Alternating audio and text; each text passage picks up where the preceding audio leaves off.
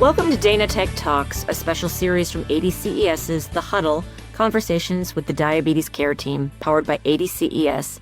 I'm Dana Moreau of Dana Tech, and in this series, we dive into the latest in diabetes technology, bringing you expert insights, clinical strategies, and the innovations shaping patient care. Whether you're new to diabetes tech or looking for the next level of expertise, Dana Tech Talks is your source for real-world knowledge. So let's get started. Today I'm joined by Anastasia Albanese-O'Neill, Vice President of Medical Affairs at Breakthrough T1D. She's here to talk about clinical trials and their importance in progress in T1D cures. Anastasia, welcome. It's great to be here, Dana. It's good to have you back. Before we go too deep on this topic, tell us about yourself and your role at Breakthrough T1D, and more about the medical affairs team and why what they're doing is a priority. Thank you so much. It's really lovely to be back, Dana. And indeed, my role here has changed since we talked last.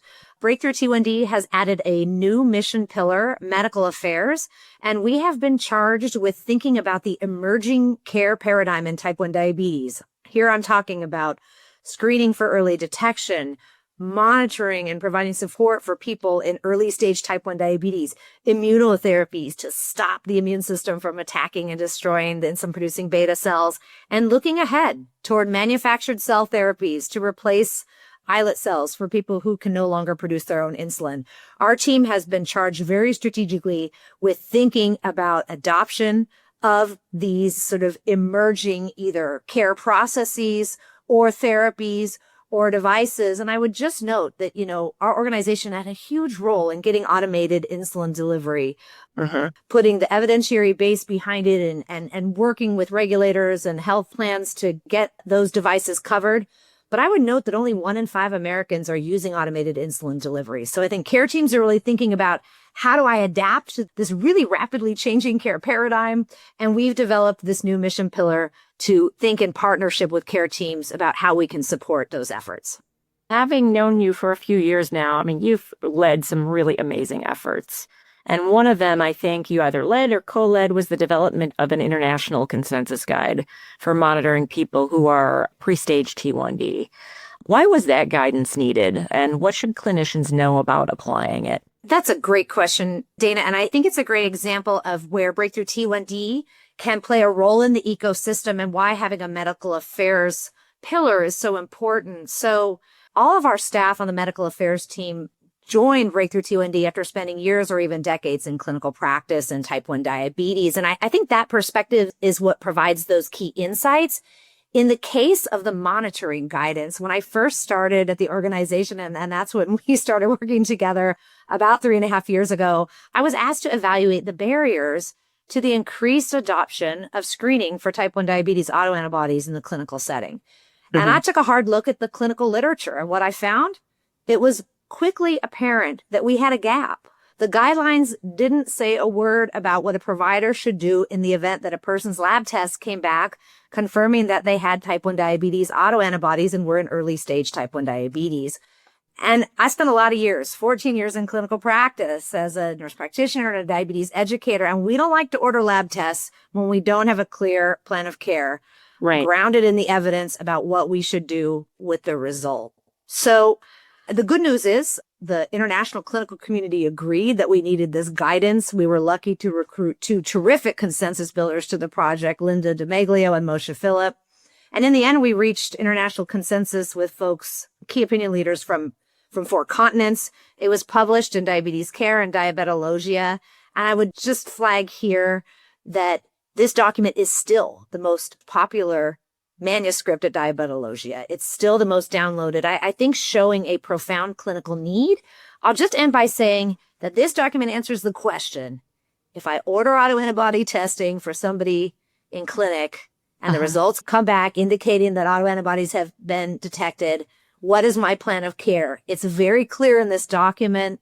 It's a really important step for people in clinical practice that they can now build infrastructure around this evidence-based document, and we're just delighted about its reception and its contribution to the clinical sort of ecosystem. Okay, Anastasia, I love that. I love that this guidance exists, and it makes such sense. So happy that your medical affairs team at Breakthrough T1D, formerly JDRF, exists and looking forward to all the other amazing things that you're working on. Which among those, I know you guys have been looking more at and starting to build education for HCPs. So more modules, more CME resources. And again, the medical affairs unit is trying to close the gap between the new therapies and adoption. How do you envision that working? How can clinicians engage with it? Thank you so much for that, Dana. And what I'm really delighted about is ADCES has been our accrediting partner in this work. And I think the diabetes community is better when the diabetes organizations work together and pull on the same side of the rope in the right direction, not against each other, but trying to get to the same place. So thank you to the team at ADCES for that. You're right. This work is already underway. Another strategic move on our part was to acknowledge that diabetes care has become more complex than it used to be, and that our healthcare system is increasingly fragmented. And when we're in clinical practice, our face time with people with diabetes is shrinking due to shorter clinic visits. There is a lot of terrific accredited education out there from our sister societies, including yours. So we've been, again, very strategic about the HCP-facing materials that we are developing, and they're specifically targeted to that emerging care paradigm in type 1 diabetes that I mentioned earlier. So again, this is screening for early detection, follow-up monitoring, etc.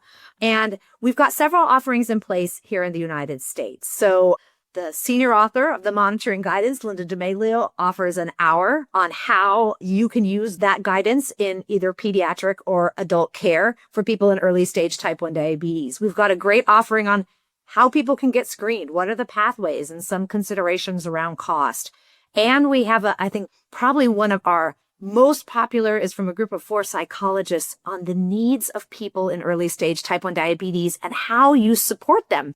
I mean, I think a lot of diabetes care and education specialists and other clinicians in care right now are pretty used to providing support for people with type 1 diabetes who require insulin, but are a little out of their depth in terms of this new population of people in early stage type 1 diabetes. And kind of underlining the popularity of that offering, I've been going back and forth on LinkedIn with a psychologist in Brazil.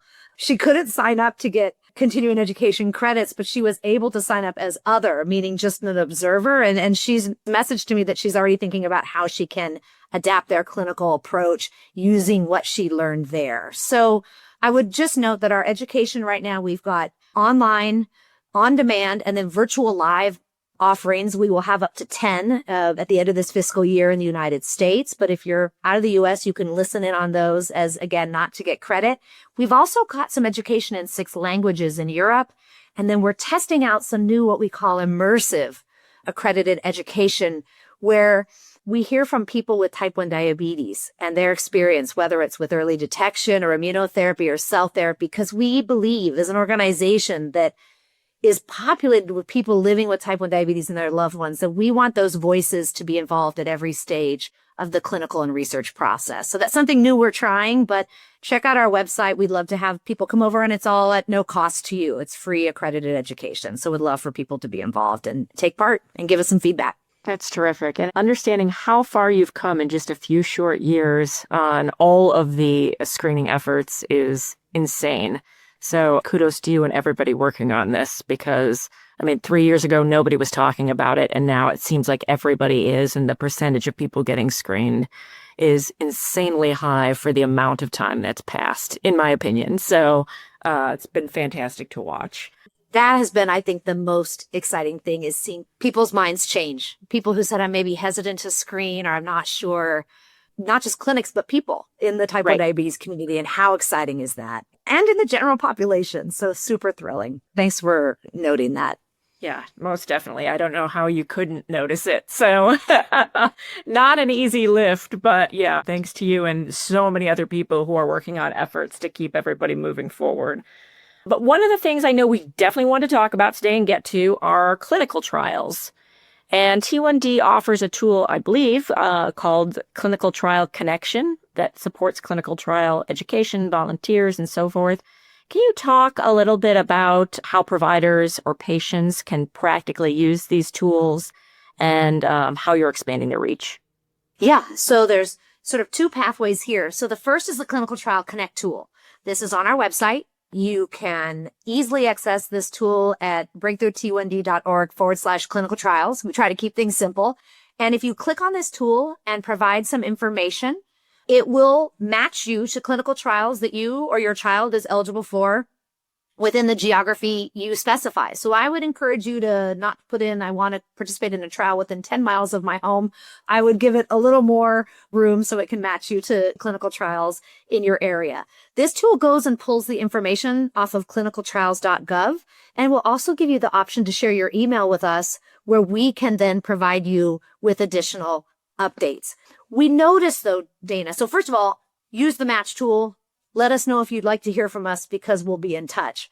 But what we also notice is sometimes when people follow the tool and they end up on clinicaltrials.gov, they get a little overwhelmed by the language there.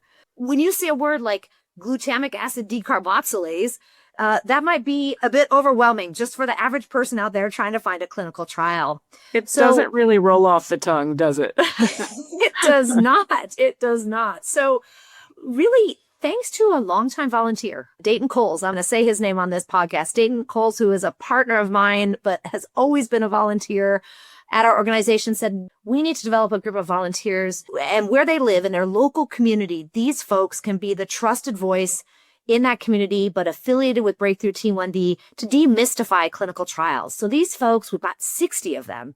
They are everything from aerospace engineers to MDs to elementary school teachers.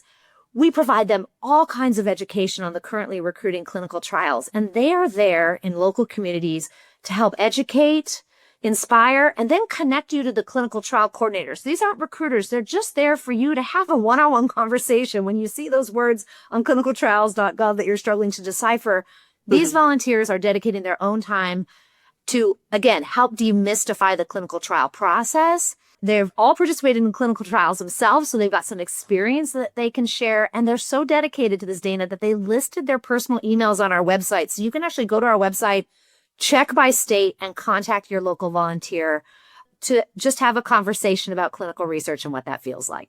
Anastasia, T1D trials often face recruitment challenges for a number of reasons.